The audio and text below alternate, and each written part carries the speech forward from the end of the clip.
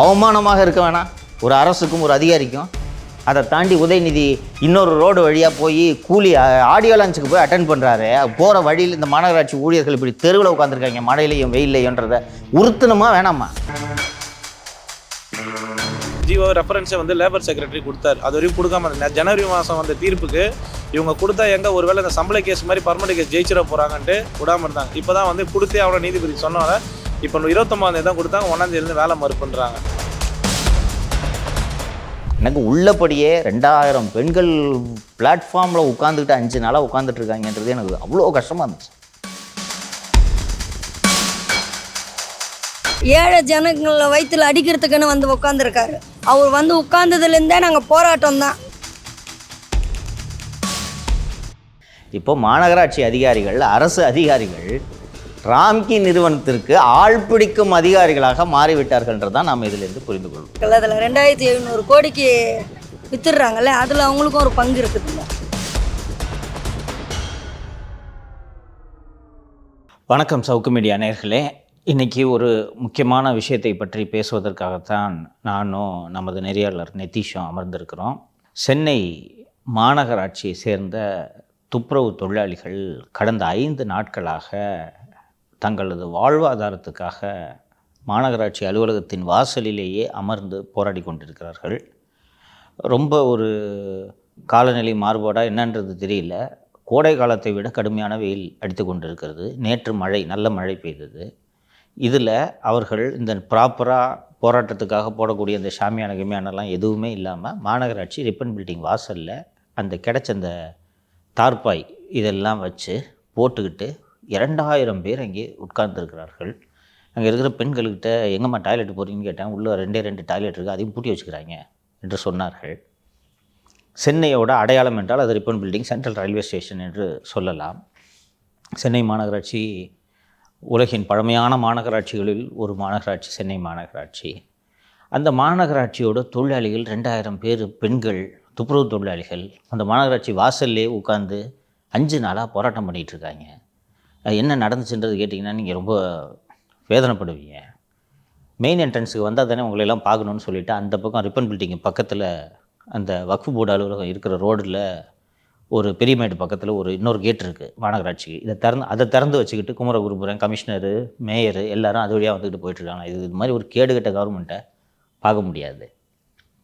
So நேற்று நான் நமது அரங்கத்தில் படப்பிடிப்பெல்லாம் முடிச்சுட்டு போய் என்ன தான் நடக்குது என்று போய் பார்த்தபோது அவர்கள் கண்ணீர் கதைகளை சொன்னார்கள்.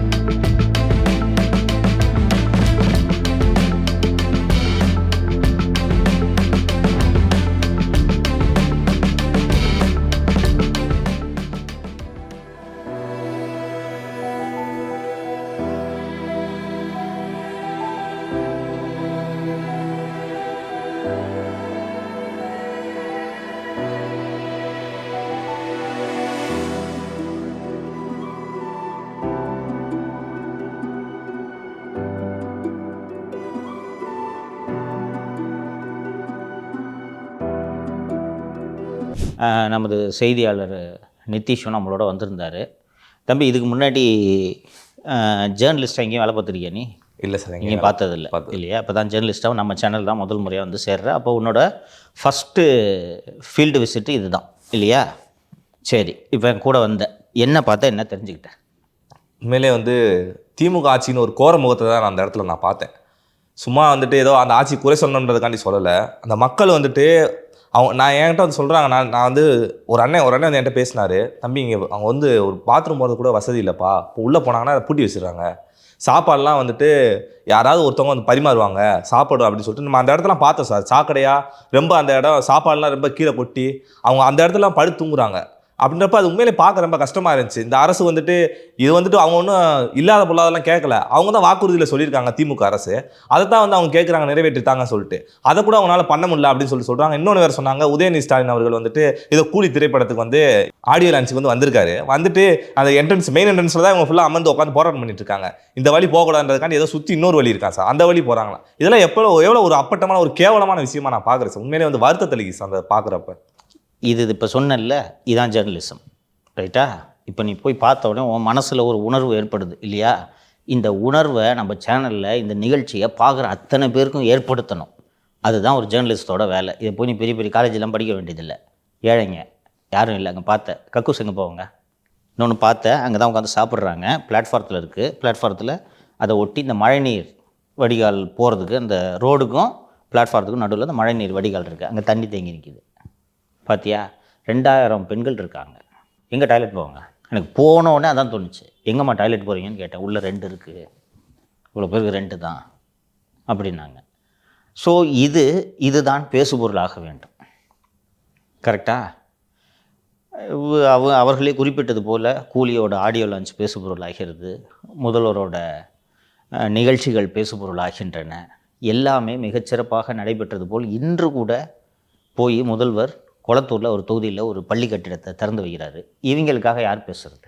சார் எதுக்கு சார் அந்த ஊடகங்கள் வந்துட்டு இந்த செய்தியை வந்து ஒரு மெயின் ஸ்ட்ரீம் மீடியா வந்து ஏன் வெளியே கொண்டு வர மாட்டாங்க? அது உண்மையிலே ரொம்ப கஷ்டமாக இருக்குது சார். நேற்று நியூஸ் மினிட்டில் போய் ஸ்டோரி பண்ணியிருந்தாங்க. வேறு ஏதோ ஒரு சேனல் மட்டும் கவர் பண்ணி 24 நியூஸ் தமிழ் மட்டும் கவர் பண்ணியிருந்தாங்கன்னு நினைக்கிறேன். நியூஸ் மினிட்டில் தான் டீட்டெயில்டாக ஒரு ஸ்டோரி பண்ணியிருந்தாங்க. வேறு எந்த ஊடகமும் இதில் என்ன கவர்ச்சிப்பாக இருக்குது? கள்ளக்காதல் மேட்ரு பேசினா எல்லாம் ரசித்து டிஆர்பி ரேட்டு வரும். விஜயை பற்றி பேசினா டிஆர்பி ரேட்டிங் வரும். குப்பல் ரவிங்க தானே சார். ஒரு உண்மையை வெளியே கொண்டு வரது தானே சார் ஊடகம் இருக்குது. அதை பார்த்து ரிவ்யூஸ் வரதை பார்த்தா என்ன சார் இது ஊடகமா? அது இல்லைன்றதுனால தான் நமக்கான முக்கியத்துவம் அதிகம் பெறுகிறது. நாம் செய்யும் பணியோட முக்கியத்துவம் அதிகம் பெறுகிறது. சரி, நீ போய் அவங்களெல்லாம் பார்த்து பேசினேன், என்ன புரிஞ்சுக்கிட்ட? அவங்க கோரிக்கையில் என்ன புரிஞ்சுக்கிட்ட? அவங்க என்ன கேட்குறாங்க? அவங்க என்ன சொல்கிறாங்கன்னா, எங்களை வந்து பணி நிரந்தரம் பண்ணுங்க அப்படின்னு சொல்கிறாங்க. ஏதோ இப்போ NULM அப்படின்னு சொல்லிட்டு ஒரு நிறுவனத்துக்கு கீழே இப்போ ஒர்க் பண்ணிட்டு இருக்காங்க போல். அதை வந்துட்டு ஏதோ ராம்கி நிறுவனம் அப்படின்னு சொல்லிட்டு ஆந்திர நிறுவனத்துக்கு வந்து அதை டெண்டர் விட போகிறாங்களாம். அதில் வந்து என்ன சொல்கிறாங்கன்னா, நீ வந்து 5 வருஷம் 20 வருஷம் வேலை பார்த்துருக்காங்க அவங்க ஃபுல்லாக. இப்போ 23,000 24,000 சம்பளம் வாங்கிட்டு இருக்காங்க சார். இப்போ வந்து இந்த ராம்கி நிறுவனத்துக்கு போயிட்டாங்கன்னா 16,000 வந்து வேலை பார்த்தா வேலை பாரு, 20 வருஷம் வேலை பார்த்தா நீ கிளம்பு, 16,000 தருவோம். அதுலேயும் வந்து என்ன சொல்கிறாங்கன்னா PF அந்த ESI அப்படின்னு பிடிப்பாங்களா, அதெல்லாம் வந்து இந்த 16,000க்குள்ளே பிடிச்சிட்டு 14,000 அவ்வளோதான் தருவாங்க போல். இது இவ்வளோ தான் நாங்கள் தருவோம், முடிஞ்சால் வேலை பாருங்க எனக்கு கிளம்புங்க அப்படின்னு சொல்லிட்டு 1ஆம் தேதியிலேருந்து இப்படி இந்த 15 வருஷத்துக்கு மேலே வேலை பார்த்துருப்பாங்களா, அவங்க ஃபுல்லாக தூக்கிட்டாங்களா சார்? பிரச்சனை முழுசாக புரியல உனக்கு என்னன்றதை சொல்கிறேன். கடந்த பல வருடங்களாகவே மாநகராட்சி மட்டும் இல்லை, பெரும்பாலான அரசு துறை நிறுவனங்கள், பப்ளிக் செக்டார் பொதுத்துறை நிறுவனங்கள் இவங்கெல்லாம் என்ன பண்ணுவாங்கன்னா, நிரந்தரமாக தொழிலாளிகளை வச்சுருந்தா தானே PF கேட்பான், லீவு கேட்பான், சங்கம் வைப்பான், போராடுவான், பிரச்சனை பண்ணுவான், எனக்கு என்ன சம்பள உயர்வு கொடுக்கலன்ட்டு கேட்பான், தீபாவளிக்கு போனஸ் கொடுன்னு கேட்பான். அதற்கு பதிலாக தினக்கூலிகளாகவே வைத்திருந்தால், இன்றைக்கி வேலைக்கு வந்திருந்தால் உனக்கு இவ்வளோ சம்பளம், இதை வச்சுருந்தா எதுவும் கொடுக்க வேணாம்ல, PF பிடிக்க வேணாம், ஏன்னா டெய்லி லேபர். அந்த NULMன்னு சொன்னால இது தற்காலிகமாக இவர்கள் கூலி தொழிலாளிகளாக ஒரு நாளைக்கு இவ்வளோ ஊதியன்ட்டு ரொம்ப போராட்டத்துக்கு பிறகு ஒரு நாளைக்கு 753 ரூபாயோ நம்ம கூலி உயர்ந்திருக்கிறது. இந்த 30 நாள் இவர்கள் வேலை செய்தால் 24,000 மாதம் வருமானம் வருகிறது. சரியா? 15 முதல் 20 வருடங்களாக அங்கே அமர்ந்திருந்த 2,000 பேரும் 20 வருடங்களாக தற்காலிக பணியாளர்களாக வேலை செய்து கொண்டிருக்கிறார்கள். ரைட்டா? இப்படி இருக்கும்போது அவர்களுடைய கோரிக்கை என்னவாக இருக்கும்? நிரந்தர பணி. ரைட்டா? தொடர்ந்து அடுத்தடுத்து வரக்கூடிய அரசுகளிடம் எங்களை பணி நிரந்தரம் பண்ணுங்கன்னு கேட்குறாங்க. யாரும் இவர்களுக்கு செவி சாய்க்கவில்லை. இவர்கள் தொழிலாளர் நலத்துறை மூலமாக உயர்நீதிமன்றத்தை அணுகுகிறார்கள். உயர்நீதிமன்றத்தில் அந்த வழக்கு நிலுவையில் இருக்கிறது. சரியா? என்ன அவங்க என்ன பர்மிட் ஆகுறீங்களா இல்லையான்ட்டு கோர்ட் ஒரு கேள்வி கேட்டிருக்கு. அந்த ஸ்டேஜில் இது இருக்குது. இப்போது சென்னை மாநகராட்சி என்ன சொல்கிறது என்றால், நீங்கள் வேலை பார்க்கும் ஒரு மண்டலம், ஏதோ ஒரு ஜோன் சொல்கிறாங்க, 5-6 சார், 5-6 இந்த மண்டலத்தோட குப்பை அள்ளும் வேலையை ராம்கி என்ற ஆந்திர மாநிலத்தை சேர்ந்த ஒரு தனியார் நிறுவனத்திடம் கொடுத்து விட்டோம், நாளிலேருந்து வேலைக்கு வராது அப்படின்னு சொல்லிட்டாங்க. சரிங்க, நாங்கள் வேலைக்கு வரலன்னா நாங்கள் என்னங்க பண்ணுறதுன்னு கேட்டால், போய் ராம்கி நிறுவனத்தில் வேலை செய். இது ஏன் ஒரு சிக்கல், இது தவறு அப்படின்ட்டு நாம் பார்க்கணுன்னா, மாநகராட்சி டெண்டர் விடுது.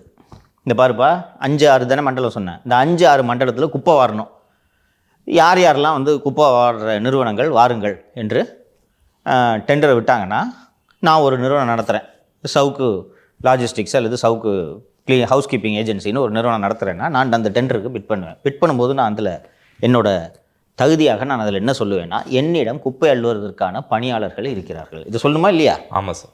உனக்கு மாநகராட்சி இவ்வளோ பணம் கொடுக்குது, அப்போது நீ தான் குப்பை அள்ளணும், அதுக்கான மேன் பவரை நீ தான் வச்சுருக்கணும் இல்லையா? ஹவுஸ் கீப்பிங்கு மாநகராட்சி உனக்கு ஆள் தர மாட்டாங்க. ஸோ அந்த டெண்டரை எடுக்கக்கூடிய நிறுவனம் என்னிடம் அப்படி சொல்லி தான் டெண்டரை அப்ளை பண்ணுவாங்க. என்கிட்ட இவ்வளோ இது இருக்குது, நான் குப்பையை நல்லா வருவேன், ரோட்டை நீட்டாக வச்சுப்பேன், எங்கேயும் குப்பை சராமல் பார்த்துப்பேன், துர்நாற்றம் வீசாமல் பார்த்துப்பேன், கரெக்டாக எல்லாத்தையும் பண்ணித்தரேன்னு சொல்லிட்டு 2300 கோடிக்கு இந்த ராம்கி நிறுவனத்திற்கு டெண்டர் கொடுக்கப்பட்டுள்ளது. ரைட்டா? இப்போ இந்த ராம்கி நிறுவனம் ஊழியர்களோடு வந்திருக்க வேண்டும். அது ஆந்திரா நிறுவனம் என்றால் ஆந்திராவிலிருந்து கூட ஊழியர்களை அழைத்து வரட்டும், அது நமக்கு பிரச்சனை இல்லை. ஆனால் ராம்கி நிறுவனத்திடம் ஊழியர்கள் இல்லை. அப்புறம் எப்படி சார் டெண்டர் விட்டாங்க? கொடுத்துட்டாங்க. இப்போது மாநகராட்சி அதிகாரிகள் என்ன சொல்கிறார்கள் என்றால், நாளையிலேருந்து உனக்கு வேலை இல்லை. என்னையா திடீர்னு அனுப்பிச்சிட்டேன்னு கேட்டால், நீ தினக்கூலி தானே, உனக்கு பணி நிரந்தரம் இன்னும் ஆகலை. பணி நிரந்தரம் தொடர்பான வழக்கு நீதிமன்றத்தில் நிலுவையில் இருக்குது, நீ தினக்கூலி, நாளையிலேருந்து உனக்கு தினக்கூலி இல்லை. சார் நாங்கள் என்ன சார் பண்ணுறது? ராம்கி நிறுவனம் உனக்கு வேலைவாய்ப்பை அளிக்கிறது, அங்கே சென்று சேர்ந்து கொள். இப்போ மாநகராட்சி அதிகாரிகள், அரசு அதிகாரிகள் ராம்கி நிறுவனத்திற்கு ஆள் பிடிக்கும் அதிகாரிகளாக மாறிவிட்டார்கள்ன்றதான் நாம் இதிலேருந்து புரிந்து கொள்வது. ஸோ ஜூன் மாதத்திலேருந்தே இவர்கள் உண்ணாவிரதம் அது இதுன்னு போராட்டங்கள்லாம் நடத்திக்கிட்டு இருக்காங்க. இந்த 1 ஆகஸ்ட்லேருந்து என்ன சொல்கிறாங்க, இந்த பார் நாளிலேருந்து உனக்கு வேலை கிடையாது, குப்பை வராது, எனக்கு பிரச்சனை இல்லை, நாளையிலேருந்து ராம்கி நிறுவனம் குப்பை வரும், உனக்கு வேலை வேணும்னு தோணுச்சுன்னா இப்போ ராம்கி நிறுவனத்தில் சேர்ந்துக்க. ஸோ அங்கே ராம்கி நிறுவனத்தில் போய் சேரலான்னு சொன்னால், இங்கே 20 வருஷமாக என்னைக்காவது ஒரு நாள் பணி நிரந்தரம் ஆகும்னு சொல்லிட்டு 20 வருஷமாக இவங்க வேலை செஞ்சுட்டாங்க. இங்கே இருக்க பெண்கள்லாம் பார்த்தியா, கிட்டத்தட்ட எல்லாம் 50 கடந்தவர்கள். ஓகேவா? 20 வருஷமாக இந்த துப்புரவு தொழிலாளிகளுக்காக இவர்கள் வேலை செய்தார்கள் என்றால் ஒரு சீனியாரிட்டி வந்துடும். புதுசாக வரவங்களை பெருக்க விட்டுட்டு இவங்க சூப்பர்வைஸ் பண்ணுவாங்க, க்ளீனாக இருக்கான்ட்டு. இப்போது ராம்கி நிறுவனத்தில் இவர்கள் சென்று சேர்ந்தால் இவர்களும் பெருக்கும் வேலையை செய்ய வேண்டும். எல்லாருமே சமம், இன்னைக்கு சேர்ந்தவங்களும் சரி, 10 வருஷம் வேலை பார்த்தவங்களும் சரி. ஓகேவா? இது ஒன்று. இன்னொன்று, இஎஸ்ஐ பிஎஃப் எல்லாம் அவங்க அந்த நிறுவனம் பிடிக்குதுன்னு சொல்கிறாங்க. அந்த இஎஸ்ஐ பிஎஃப்லாம் பிடிச்சது போக தான் கையில் 16,000 ரூபாய் வருது. 24,000 ரூபாய் வாங்கி இவ்வளவு நாள் மாதம் 30 நாளும் வேலை செய்கிறாங்க, விடுப்பே எடுக்காமல் வேலை செய்கிறாங்க. ஏன்னா ஒரு நாளைக்கு வேலைக்கு போனால் தான் காசு. ஸோ அந்த 24,000 ரூபாய் வரணும் என்ற அடிப்படையில் இவர்கள் இத்தனை ஆண்டு காலமாக அவர்கள் வாழ்க்கையை நடத்தி விட்டார்கள். 24,000 ரூபாய் வாங்கி பிள்ளைக்கு ஃபீஸ் கட்டி அவர்கள் ஒரு சூழலில் வாழ்ந்து விட்டார்கள். இவங்க பணம் தான் இஎஸ்ஐ பிடிக்கிறாங்க, பிஎஃப் பிடிக்கிறாங்க, நான் அதை மறுக்கலை. கையில் 16,000 ரூபாய் வந்துச்சுன்னா குடும்பத்தை எப்படி நடத்துவோம்? இதை தான் கேட்குறாங்க. என் பிள்ளைங்க 2 படிச்சுட்டு இருக்கு, ஃபீஸு கட்டுறேன், எனக்கு இவ்வளோ கமிட்மெண்ட் இருக்குது, இப்போ நான் எனக்கு வெறும் 14,000 ரூபாய் வந்துச்சுன்னா நான் என்ன பண்ணுறது என்று கேட்கிறார்கள். அரசு, இது எங்கள் பிரச்சனை அல்ல, நான் நாளையிலேருந்து உனக்கு வேலை இல்லை, என்ன வச்சு பண்ணிக்க. ஸோ குப்பை வாரும் பணியை தனியார் மயமாக்கலின் முதல் படி இந்த 5-6 மண்டலம் என்று சொல்கிறார்கள். அரசு தரப்பிலும் நியாயம் இருக்கலாம், தொழிலாளிகளின் தரப்பிலும் நியாயம் இருக்கலாம். என்ன வேணும்? இப்போ 5 நாளாக இப்போ போராட்டத்தில் இருக்கீங்க, எதுக்காக இப்போ ரோட்டில் உட்காந்துருக்கீங்க? அதாவது இப்போ பார்த்தீங்கன்னா நாங்கள் இங்கே 15 வருஷமாக வேலை செய்கிறோம் இந்த தூய்மை பணி. அதாவது 5, 6, 7 மண்டலம். எடப்பாடியார் ஆட்சி இருக்கும்போது 10 மண்டலங்களை தனியார் படுத்திட்டாங்க. அதுக்கப்புறம் மிச்சம் இருந்தது 4. எத்தனை மண்டலம் சென்னையில்? 15 மண்டலம். 15 மண்டலத்தில் 10 தனியார் மயம் 2020 ஆயிடுச்சு. ரைட்டு. அதுக்கப்புறம் 2021 நாங்கள் என்ன பண்ணோம், 7வது மண்டலத்தை இதே தனியார் மயம் படுத்தும் போது கோர்ட்டில் வைத்தியநாதன் நீதிபதியில் ஸ்டே போட்டு LTUC சங்கத்து மூலிமா போராடி அதுக்கப்புறம் தொடர்ந்து வந்தோம். அதுக்கப்புறம் இவங்க முதல்வர் என்ன சொன்னாங்கன்னா, 2020 எலெக்ஷன் முன்னாடி 19/1/2021 ஒரு கடிதம் கொடுத்தாரு. அப்போ அன்றைய ஆணையருக்கு கொடுத்தாரு, மா சுப்பிரமணியம் மூலிமா ஒரு கடிதம் கொடுத்து, கோர்ட்டு தீர்ப்புலாம் காத்துன்னு இருக்காதீங்க, 10 ஆண்டுகளுக்கு மேல் பணி நிரந்தரம் பண்ணோம், இது நல்ல ஆட்சி முறைக்கு அழகலைன்னு இன்றைய முதல்வர் சொன்னார். இதன் பேரில் நாங்கள் போராட்டம் எல்லாமே பண்ணி ஒரு ஆட்சி மாற்றம் வந்து எல்லாமே நாங்கள் எல்லாருமே ஒரு வாக்களித்து ஜெயிக்க வச்சோம். அதுக்கப்புறம் பார்த்தீங்கன்னா இப்போ 5, 6 மொத்தம் பார்த்தீங்கன்னா 5, 6, 7 இந்த 3 மண்டலத்தில் 3500 தூய்மை பணியாளர் இருக்காங்க. இது நாங்கள் 9 நீதிபதி 6, 7 இந்த மண்டலத்தில் பார்த்தீங்கன்னா 3500 தொழிலாளி. இது இந்த 753 ரூபா சம்பளம்ன்றது போன வருஷம் செப்டம்பர் மாதம் தான் தீர்ப்பு. 9 நீதிபதிகளை தாண்டி டபுள் பெஞ்ச் அமர்விலையும் 753 ரூபா சம்பளம். அதாவது 390 ரூபாயிலேருந்து 500 ரூபாய் ஏற்றி கலெக்டர் ஆஃபீஸ் முற்றுகை அவங்க 527 ரூபா வச்சு அப்புறம் லாஸ்ட்டாக நீதிபதி எல்லாம் பெஞ்சுக்கு போயிட்டு 753 ரூபா தினக்கூலி சம வேலைக்கு சம ஊதியம் 62 ஜீவோ படி கொடுத்தாங்க. இந்த சம்பளம் வாங்கி போன செப்டம்பர் தான் இந்த சம்பளத்தை பெற்றோமே. அதுக்குள்ளே அப்போ இருக்கிற ஆணையர் ராதாகிருஷ்ணன் என்ன பண்ணார், இது கரெக்டு தான் அப்படின்னு அந்த சம்பளம் கொடுத்தா மறுநாளே அவரை மாற்றிட்டாங்க. மாற்றினதுக்கு அது செயல்படுத்தப்பட்டுச்சா இல்லையா? செயல்படுத்தப்பட்டுச்சு. அவர் பண்ணிட்டோன்னே அவரை மாற்றிட்டாங்க, மறுநாளே மாற்றிட்டாங்க. அவர் எங்களுக்கு இந்த 753 ரூபா வழங்கிட்டார். நீதி தீர்ப்பு வந்துச்சுன்னு வழங்கினோன்னு அவரை மாற்றிட்டாங்க. உடனே குமரகுருப்பர் வந்தார். இவர் வந்து இப்போ இது எந்த வருஷம்? 2024 போன வருஷம் வாங்கினோம், போன செப்டம்பர். இப்போ வந்து என்ன பண்ணுறாங்கன்னா வந்து தனியார் மயப்படுத்துவேன்னு சொல்லிட்டு ராம்கி நிறுவனம் ஆல்ரெடி பார்த்தீங்கன்னா 11-10 மண்டலங்கள் அவங்க தனியார் மயப்படுத்தா. இவங்க வந்து ஒரு ஆந்திராக்கார நிறுவனம். இப்போ இருக்கிற அரசு என்ன பண்ண, இந்த குமரகுருப்பர் என்ன பண்ணுறாருன்னா, அமைச்சர் சேகர்பாபு அவரு மற்ற மேயர் பிரியா இவங்க யாருக்கும் தகவல் தெரியுதா தெரியல. ஆனால் இவர் குமரகுருப்பர் என்ன பண்ணுறாருன்னா இந்த 5, 6, 7 மண்டலம் தனியார் மயப்படுத்தி ஆகணும். இதில் ஏன் பிரச்சனை என்ன சொல்கிறாங்கன்னா, உங்களுக்கு தான் ராம்கிலே வேலை தரோம்ல, ராம்கின்றது அந்த கம்பெனி பேர், வேலை தரோன்னு சொல்கிறதுக்கு அங்கே போனால் என்ன சொல்கிறாங்கன்னா, இவர் வந்து அதிலே போங்க, உங்களுக்கு என்ன வேலை அதில் போங்கன்னா, எங்களோட சம்பளம் இப்போ வாங்குறது 23,000 ரூபாய் ஒரு நாளைக்கு. 750, 31 நாள் லீவு கிடையாது. வார விடுப்பு, தேசிய விடுப்பு, மகப்பேறு விடுப்பு, எந்த ஒரு விடுப்பு, சுதந்திர நாள் கூட விடுப்பு கிடையாது. அது வந்து 753 ரூபா, அதாவது 23,000 சம்பளம் வருது. இப்போ ராம்கில என்னன்னா பெருக்கிறவங்களுக்கு 16,000, 8,000, மிச்சம் 4,000 ரூபாய் யாரை எடுத்துகிட்டு போகிறாங்க? சரி, இப்போ இந்த மாநகராட்சி அதிகாரிகள் அவங்க தான் இந்த ராம்கிக்கு ஒப்பந்தம் தர்றாங்க. நாங்க குறைஞ்சபட்சம் இப்போ ஒரு 23,000 கொடுத்துட்டு இருக்கோம். இதுக்கு குறையாம நீங்க உங்களுக்கு ஊதியம் கொடுங்கன்றதையாவது நீங்க அதிகாரிகள் அந்த ராம்கி நிறுவனத்துக்கிட்ட பேசினா உங்களுக்கு சம்மதமா? அதாவது இப்போ கோர்ட்டில் வந்து எங்களுக்கு வந்து பர்மனன்ட் கேஸ் போட்டிருக்கு. ஏற்கனவே வந்து 15 வருஷமா வேலை செஞ்சு கோர்ட், லேபர் கோர்ட்டா ஹைகோர்ட்டா? ஹைகோர்ட்லேயே நடக்குது. லேபர் கோர்ட்டில் முடிச்சா ஹைகோர்ட்டுக்கு வந்திருக்கு. அங்கே இதுக்கு முன்னாடி வந்து கோர்ட்டுக்கே கேஸ் அனுப்ப மாட்டேன்ட்டாங்க. அதுக்கு ஒரு ஜீவோ வந்து இப்போ தான் 29ஆம் தேதி ஒரு ஜீவோ வந்தது.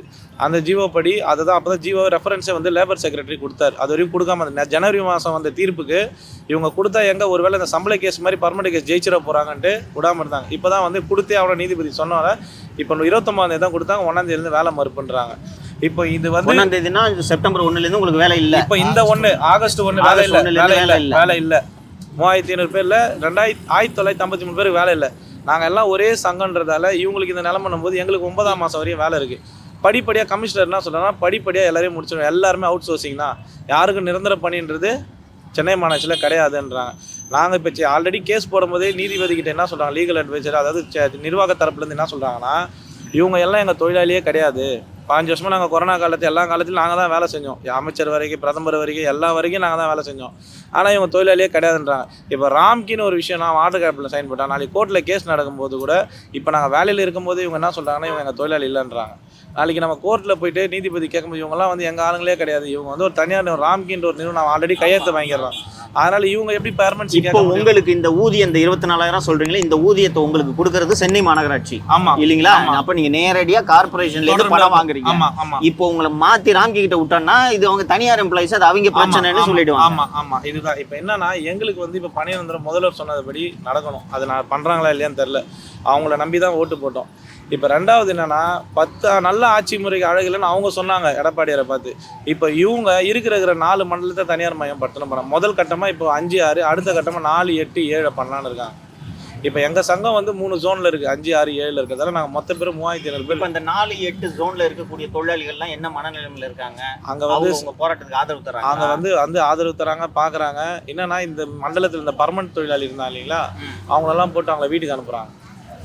அதாவது ஒவ்வொரு மண்டலத்துக்கும் 50%, 30% பர்மனன்ட் தொழிலாளி இருப்பாங்க.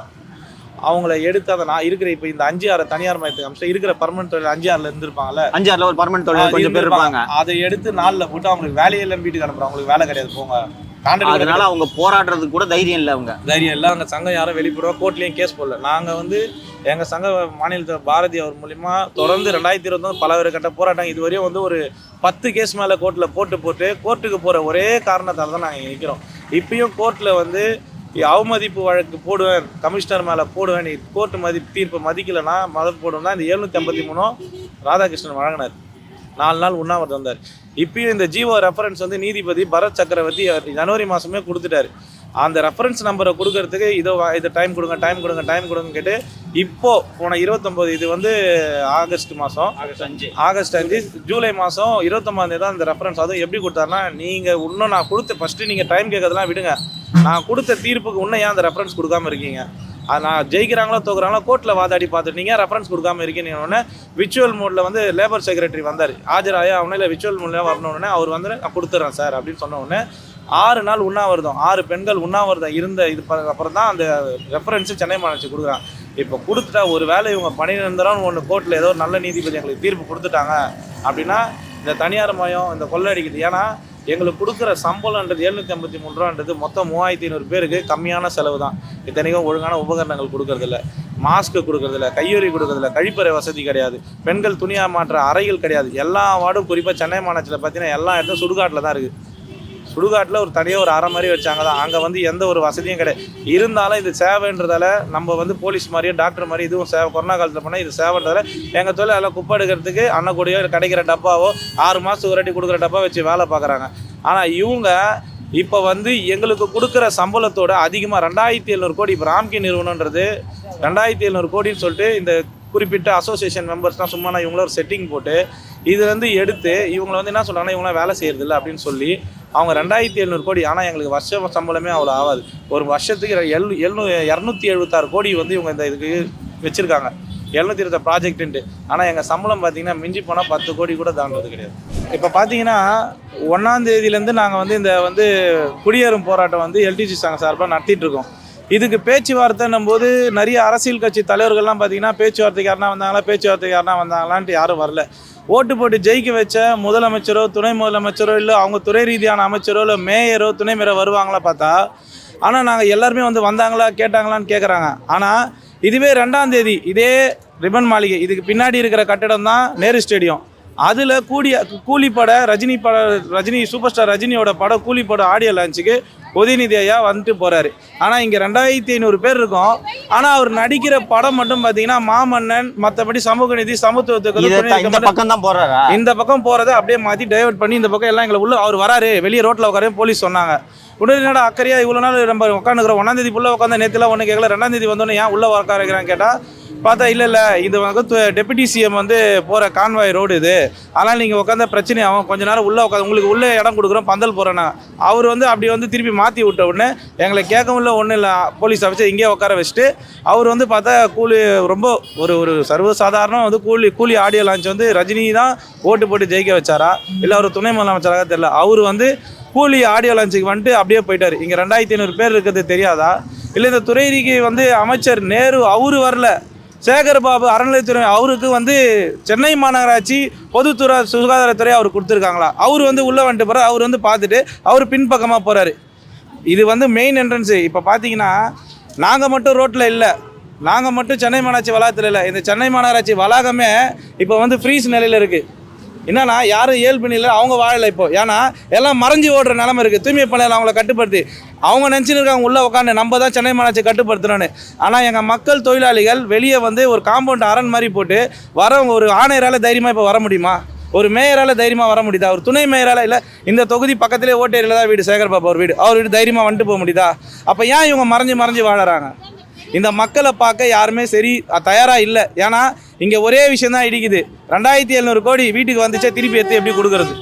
இப்போ தான் புதுசாக ஃபீல்டுக்கு வந்திருக்க கவர்மெண்ட்டு என்ன செஞ்சுருக்கணும்னு நினைக்கிறேன்? அதை வந்துட்டு அரசாங்கமே எடுத்து நடத்தணும் சார். ஏன்னா அவங்க வாக்குறுதி கொடுத்துருக்காங்க ஒரு அரசு. அது ஒன்றும் இல்லை, நீங்கள் ஒரு பிளான் பண்ணி தான் வாக்குறுதியை கொடுத்துருப்பீங்க, எப்படி நடைமுறைப்படுத்த முடியும் அப்படின்னு சொல்லிட்டு தான் கொடுத்துருப்பீங்க. அதை நடைமுறைப்படுத்தல உங்களுக்கு என்ன சிக்கல் நான் கேட்குறேன். அதுபோல் யோசித்து எந்த வாக்குறுதியையும் திமுக அளிக்கவில்லை என்பதைத்தானே நாம் இவ்வளவு நாளாக பேசி கொண்டிருக்கோம். எவன் போராட்டம் நடத்தினாலும் அங்கே போய் நிற்கிறது. திமுக ஆட்சிக்கு வந்தோடனே நீ சொல்கிறதெல்லாம் செஞ்சிடுறேன், உனக்கு பணி நிரந்தரம், உனக்கு இவ்வளோ ஊதியம், உனக்கு நிலுவைத் தொகை பூரா கொடுத்துட்றேன் என்று வாக்குறுதி அளித்து திமுகவின் தேர்தல் வாக்குறுதியில் 150வது எண்ணோ ஏதோ ஒரு எண்ணு சொன்னாங்க. மாநகராட்சி தற்காலிக துப்புரவு பணியாளர்களை நிரந்தரமாக்குன்றது திமுக வாக்குறுதி அளித்திருக்குது. அதைத்தான் இப்போது கேட்கிறார்கள். உனக்கு அது புரியல, நான் சொல்கிறேன். ஒரு அரசாங்கம் இதில் ஒரு மிடில் பார்த்துருக்கு, சரியா? ஏதாவது இதுக்கு ஒரு சொல்யூஷன் கண்டுபிடிக்கணும். நம்மை போன்ற குடிமக்கள் அத்தனை பேரும், நீ நான் அங்கே இருந்த துப்புரவு தொழிலாளர்கள், இவர்கள் அத்தனை பேரும் ஒரு அரசின் குழந்தைகள், பிள்ளைகள். புரியுதா? இந்த அரசின் பிள்ளைகளோட நலனெல்லாம் பாதுகாக்கிறது தான் ஒரு அரசோட வேலை. அந்த மக்களுக்கு, அந்த பிள்ளைகளுக்கு எந்த குறையும் இல்லாமல் அவர்களின் வாழ்வை செம்மையாக பார்த்து கொள்வது தான் ஒரு அரசின் வேலை. இப்போ இந்த அரசின் பிள்ளைகள், குறிப்பாக நமது நகரம் துர்நாற்றம் இல்லாமல் சுத்தமாக இருப்பதை உறுதி செய்யக்கூடிய முக்கியமான பணியை செய்யக்கூடிய ஒரு கூட்டம் அவர்களது கோரிக்கைக்காக உங்கள் கண் முன்னால் சென்னையின் முக்கியமான ஒரு சாலையில் ஒரு முக்கியமான கட்டிடத்தின் முன்பாக அமர்ந்த உடனேயே அவர்களை அழைத்து பேச வேண்டும். சரியா? இந்த கவர்மெண்ட்டு ஏன் விளங்காமல் போக போகுது அப்படின்றதுக்கு இது ஒரு உதாரணம். இப்போ நடந்த உடனே ஐயோ என்ன இங்கே வந்து உட்காருங்க கார்பரேஷன் வாசலில் அப்படின்னா இல்லை சார் எங்களுக்கு பாருங்கள் வேலை இல்லைன்ட்டாங்க. சரி உரியா பேசுவோம்யா முதல்ல வாயா போய் பொம்பளைங்கள்லாம் போய் இங்கே உட்கார வச்சுருக்காரு இப்போ போக சொல்லியா வீட்டுக்கு உட்காந்து பேசுவோம், ஏதாவது ஒரு சொல்யூஷனை கண்டுபிடிச்சி இந்த பிரச்சனைக்கு தீர்வு கண்டிருக்க வேண்டும். நீங்கள் இந்த ராம்கி நிறுவனத்துக்கு கொடுக்கறது தான் உங்களுக்கு அவ்வளோ முக்கியமாக என்ன அங்கேயே சாவிட்றீங்களா அவங்கள? அவங்களுக்கு வாழ்வாதாரம் நீங்கள் இதை புரிஞ்சுக்கணும். ராம்கி நிறுவனம் இதை விட்டுட்டு போய் இன்னொரு ஸ்டேட்டில் போயிட்டு ஆர்டர் எடுத்துகிட்டு போயிடுவான். இவங்களுக்கு வாழ்க்கை. அந்த பெண்மணி கேட்டாங்க பார்த்தியா, உணவுரதம் கழிச்சு மறுநாள் வேலைக்கு வந்துட்டோம். வேலைக்கு வந்தோடனே சிஏ கிட்ட கையெழுத்து போகிறதுக்கு அட்டண்டன்ஸ் கேட்குறோம்.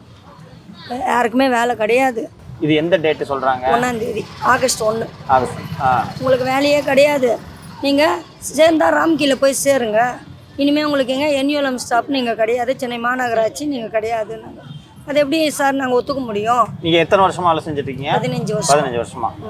அது எப்படி நாங்கள் ஒத்துக்க முடியும்னு கேட்டோம். கேட்டதுக்கு எனக்கு தெரியாது, எங்கள் மேலே இடத்துலேருந்து கான்ட்ராக்டுக்குள்ளே போய் சேருங்க, சேர்றவங்களுக்கு முதல்ல யார் சேர்றாங்களோ அவங்களுக்கு 3000 ரூபாய் சார், எங்களுக்கு சும்மா போனஸ் தரோம் அப்படின்னு இருக்காங்க.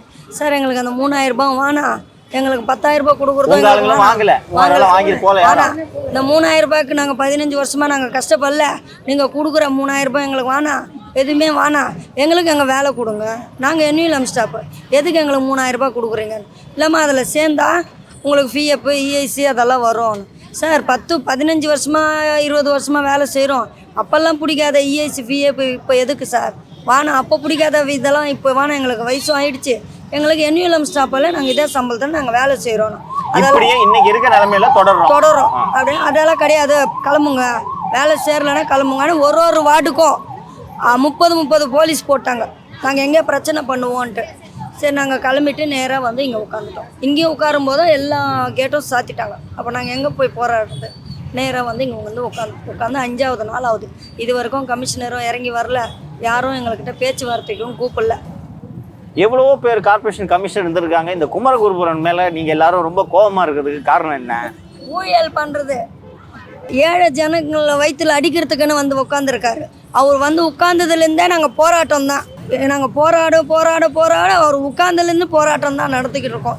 நடு தெருவில் உட்கார்றது, சங்கிலி போராட்டம், 2 நாள் கண்ணப்பத்தேட்டரில் இருந்தோம். அவங்க உட்கார்ந்தது எங்களுக்கு நிம்மதியாக இல்லை.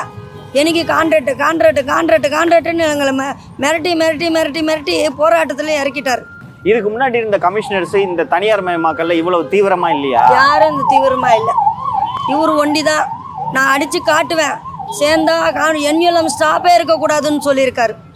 சேர்ந்தா சேரட்டும், சேராட்டி வீட்டுக்கு போட்டோம். அது எப்படி சார்? நாங்கள் 15 வருஷமாக வேலை செஞ்சு வெறும் கையால் போகிறோன்னா எப்படி போவோம் சொல்லுங்கள்? இந்நேரம் எஃப்இஎஃப் இஎஸ்சி அதெல்லாம் பிடிச்சா ஒரு சின்ன கடை வச்சு நாங்கள் அதுக்கு முதலாளியாக உட்காந்துருப்போமே. அது நீங்கள் செய்யலையா? இன்னைக்கு எல்லாத்தையும் எங்கள் தெருவில் இறக்கி விட்றாங்க. தெருவில் இருக்கோம், எங்கள் ரத்தத்தையெல்லாம் உறிஞ்சிட்டிங்க.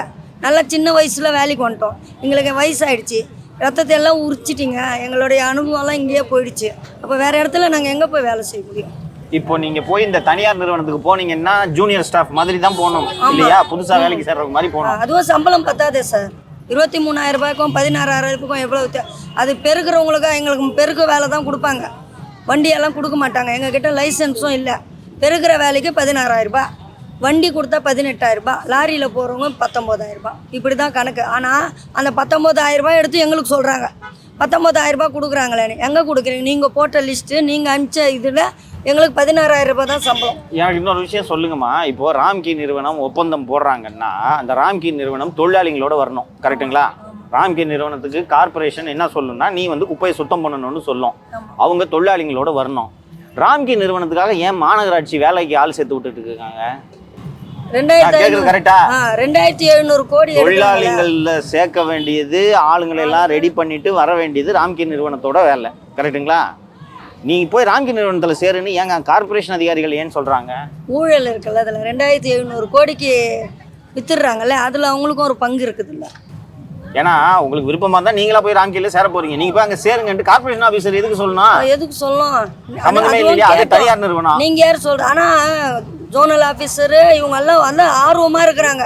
அங்க அதுக்கு தான் 3000 எல்லாம் தராங்க. ஆமா, 3000 ரூபான்னு முன்னாடியே முன்கூட்ட ஜனங்க 3000 ரூபாய்னா ஐயோ இது வச்சா ஒரு அரிசி மூட்டை வருமே, நம்ம குழந்தைங்களுக்கு ஏதாவது வாங்கி கூட ஒரு ஆசையை தூண்டி விட்டு ராம்கில சேர்க்கணும். ஆனால் யாரும் ஜனங்களும் ராம்கில போய் சேர மாட்டோம். உங்கள் 3000 ரூபாய் வேணாம், உங்கள் 10,000 ரூபாய் வேணாம், நாங்கள் போராடி ஜெயிக்கிறோன்ட்டு வந்துட்டோம். சரிம்மா 5 நாளாக அங்கே உட்காந்துருக்கீங்க, கஷ்டமாக இருக்குது.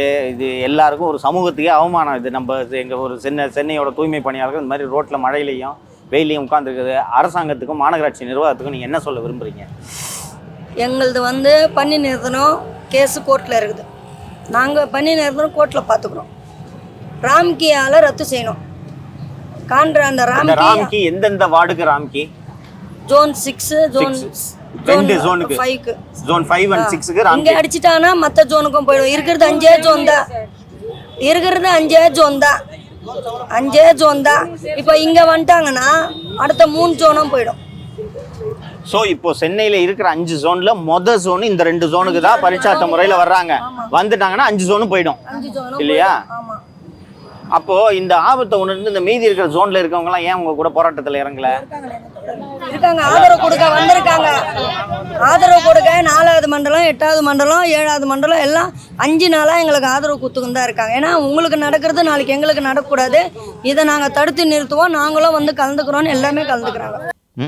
சார், இந்த அரசாங்கத்துக்கு ஒரு தனியார் நிறுவனத்துக்கு இவ்வளோ முக்கியத்துவம் கொடுக்குறாங்க. ஆனால் ஏன் சார் இங்கே ஓட்டு போட்டு உங்களை தான் அவங்களே சொல்கிறாங்க, நாங்கள் திமுகவுக்கு தான் போன வாட்டி ஓட்டு போட்டோம், இப்போ இவங்க இப்படி பண்ணிட்டாங்க அப்படின்னு சொல்கிறாங்க. இப்படி ஓட்டு போட்ட பிரஜைகளை இப்படி ரோட்டில் அமர்வது எப்படி சார்? இதுதான் பாவம் என்று பேசிக்கொண்டிருக்கிறேன் சார். இப்போ ஒரு 2 நாளைக்கு முன்னாடி நம்ம பார்த்தோம், அந்த சென்னை மாநகராட்சி ஆணையர் நினைக்கிறேன், இது குமரகுருபர் அவர்கள் வந்து உள்ளே இது அந்த ஊழியர் போராட்டம் நடத்துகிறாங்களா, அவங்களாம் உள்ளே போனதுக்கு வந்து நீ எல்லாம் இது உள்ளே வர அப்படின்ற மாதிரி ஏதோ சொன்னதா செய்தி வந்துச்சு. அது என்ன சார்? அந்த குமரகுருபுரன் அவர்கள் வந்ததிலிருந்து தான் எங்களுக்கு பிரச்சனை என்று இவர்கள் சொல்கிறார்கள். இதற்கு முன்பு ஆணையர்களாக, மாநகராட்சி ஆணையர்களாக இருந்த அதிகாரிகள் எங்கள் பிரச்சனையை குறைந்தபட்சம் கருணையோடு கேட்பார்கள். உங்களுக்கு நாங்கள் பிரச்சனை சொல்லுங்கள், நாங்கள் ஏதோ தீர்த்து வைக்கிறோம்னு தீர்க்கிறாங்களோ இல்லையோ அழைத்து பேசுவார்கள், தீர்த்து வைப்பார்கள். என்ன பிரச்சனை என்பதை கேட்டு சரி செய்யும் வேலையை அவர்கள் செய்வார்கள். இந்த குமரகுருபரன் வந்ததிலிருந்து தினந்தோறும் நாங்கள் போராட்டத்தை நடத்தி கொண்டிருக்கிறோம் என்று சொல்கிறார்கள். பெரும்பாலான தொழிலாளிகள் குமரகுருபரன் அவர்கள் மீது குற்றச்சாட்டை சொன்னார்கள். இதுதான் இந்த மாதிரி இந்த சில தலைக்கணம் படித்த தர்க்கர்கள் வந்த அரசில் அதிகாரிகளாக இருந்து கொண்டு நாம் வைத்ததுதான் சட்டம் என்று இந்த ஆட்சியை நடத்தி தான் 4.5 ஆண்டுகளில் இந்த ஆட்சியை முடிவுக்கு கொண்டு வந்து விட்டார்கள். இனி எப்போதும் திமுக ஆட்சிக்கு வராத ஒரு சூழலை இந்த அதிகாரிகளை உருவாக்கி விட்டார்கள். நாம் அங்கே பேசினப்போ நம்மக்கிட்ட நேர்காணல் கொடுத்தவங்க இந்த ஆண்கள் பெண்கள் எல்லாரும் சொன்னது ஒரு விஷயம், பார்த்தியா 26 என்ன ஆகுதுன்னு பார்க்குறீங்களா அப்படின்னு சொன்னாங்களா. அவங்களுக்கு அவ்வளவு கோபம். அல்லல் பற்று ஆற்றாது அழுத கண்ணீர் பெரும் செல்வத்தையே அழிக்கும் படையது. அது வந்து திரு ஸ்டாலின் அவர்கள் இதை பார்த்து உணர்ந்து கொள்ள வேண்டும். ஏன் இந்த தொழிலாளர்களை உங்கள் காலடி வாசலில் இப்படி கிடக்க வைக்கிறீங்க அப்படிங்கிறது வந்து எங்களுக்கு வந்து நாங்கள் கேட்டுட்டு தான் இருக்கோம். எங்களோட கோரிக்கை பணி நிரந்தரம், இந்த ஒப்பந்த முறையை வந்து உடனடியாக ரத்து பண்ணணும். இந்த ஒப்பந்த முறையை இங்கே ரத்து பண்ணுறதுனால வந்து எல்லா தொழிலாளர்களுக்கும் இது வந்து கேள்வி கேட்க ஆரம்பிச்சிருவாங்க. அவங்க குட்ட குனிஞ்ச வர்க்கம் இன்னைக்கு கேள்வி கேட்க ஆரம்பிச்சிட்டாங்கங்கிறது வந்து பயம் அவங்களுக்கு. அந்த பயத்தின் அடிப்படையில் இன்னைக்கு வரைக்கும் அவங்க என்ன பேசுறதுன்னு தெரியாமல் சொல்லப்போனால் வராமல் இருக்காங்கல்ல, ஓடி ஒளிஞ்சிக்கிட்டு இருக்காங்கன்னு தான் சொல்லுவோம் நாங்கள். ஸோ அடுத்த கட்டமாக இதை நீங்கள் இப்போ ஏஐசிசிடியூ சார்பில் அடுத்த கட்டமாக இதை எப்படி நகர்த்திட்டு போகிறதா உங்களுக்கு திட்டம்? ஏன்னா நான் மீண்டும் கேட்கறதுக்கான காரணம் என்னென்னா, இந்த பெண்கள் ஒரு கழிப்பிட வசதி கூட இல்லாமல் வெயிலையும் மழையிலையும் ரோட்டில் உட்காந்துட்டு இருக்குது, ரொம்ப கஷ்டமாக இருக்குது. அது கவர்மெண்ட்டாவது ஏதாவது பண்ணோம். இவங்க எனக்கு ஒன்றா இதுலேருந்து வேலை இல்லை, நான் எங்கே போகிறதுன்னு சொல்லிட்டு கேட்குறாங்க. ஸோ இது அடுத்த கட்டமாக என்ன பண்ணலான்ற திட்டமாக பிரச்சனைங்கிறது வந்து சென்னை மாநகராட்சியில் மட்டும் இல்லை, தமிழகம் முழுவதும் இருக்கக்கூடிய தூய்மை பணியாளர்கள் கண்டிப்பாக எந்த அரசாங்கம் வந்தாலும் வஞ்சிக்கப்பட்டுட்டு தான் இருக்காங்க. அதே மாதிரி எந்த ஆட்சிகள் மாறினாலும் இந்த மாதிரி தான் இருக்குன்ற நிலைமை வந்து தொடர்ந்துட்டு இருக்கு. தமிழ்நாடு முழுவதும் இருக்கக்கூடிய தூய்மை பணியாளர்கள் போராடிட்டு தான் இருக்காங்க. கூலி உயர்வு கேட்டு போராடுறாங்க, அவங்களுக்கான அடிப்படை வசதிகள் கேட்டு போராடிட்டு இருக்காங்க. வாழ்வாதாரத்தை பாதுகாக்கணும், பணி சுமை வேண்டாம், எங்களுடைய குழந்தைகளுக்கான கல்வியை கொடுங்க, தரமான மருத்துவத்தை கொடுங்கன்னு சொல்லி தூய்மை பணியாளர் போராடிட்டு தான் இருக்காங்க. அவங்களுக்குன்னு ஒரு வீடு கட்டி கொடுத்துருக்குது இப்போ இருக்க அரசாங்கம், ஒரு 10க்கு 10 கூட கிடையாது. அவங்க சொல்கிறாங்க பாருங்கள், நாங்கள் இங்கே போராட்டம் நடத்திட்டு இருக்கோம், நாங்கள் எங்களை பார்க்கணுன்றதுக்காக அந்த பக்கம் கேட்டை திறந்து விட்டு அவங்க அந்த பக்கம் வந்துட்டு போயிட்டுருக்காங்க சார் அதிகாரிங்கன்னு. இதெல்லாம் என்ன எவ்வளோ நாள் போகும் இப்படி? இது ஒரு கோழைத்தனமாக ஓடுற மாதிரி தெரியல. ஒரு மாநகராட்சி ஆணையர் நேரடியாக இங்கே வந்து என்னையா வாசலில் உட்காந்துட்டு இருக்காங்க, என்னென்னு கூப்பிடியா, அவங்கள இந்த சங்கத்தில் லீடர் யாராவது இருந்தால் வர சொல்லியான்ட்டு. இதுதான் ஒரு நல்ல அதிகாரி நேரடியாக ஒரு பிரச்சனையை எதிர்கொள்ளணும் இல்லையா?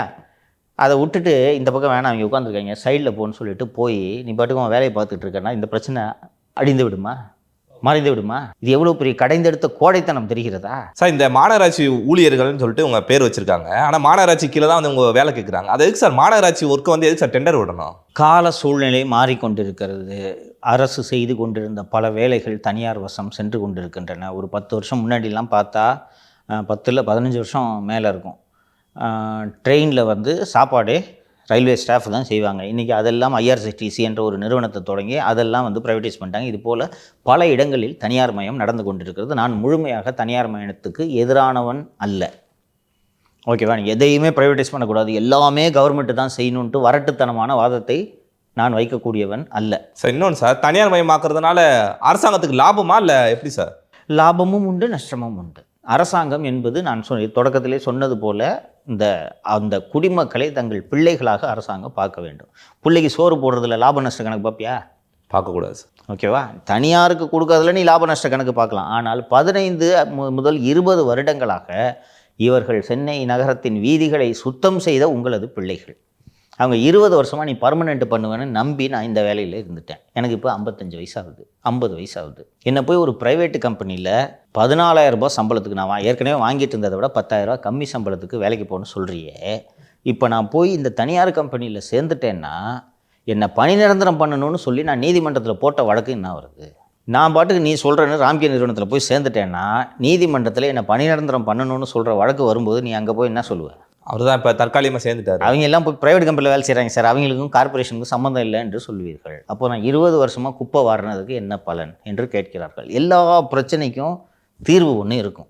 அந்த தீர்வை கண்டுபிடிப்பதற்காகத்தான் இந்த அதிகாரிகளை, படித்த அதிகாரிகளுக்கு இவ்வளவு அதிகாரங்களை கொடுத்து அமர வைத்திருக்கிறோம். அதற்காகத்தான் மக்கள் பிரதிநிதிகளுக்கு வாக்களித்து அவர்களுக்கும் அதிகாரத்தை கொடுத்துருக்கிறோம். அங்கே பேசுனதில் ஒருத்தர் சொன்னார் பாரு, இந்த துறைக்கு அமைச்சர் நேரு. ஆனால் நேரு இந்த பில்டிங்கில் கூட வந்ததில்லை. எப்போ பாரு இந்து சமய அறநிலைத்துறையின் அமைச்சர் திரு சேகர் பாபு தான் இங்கே எல்லாவற்றையும் நிர்வகிக்கிறார்.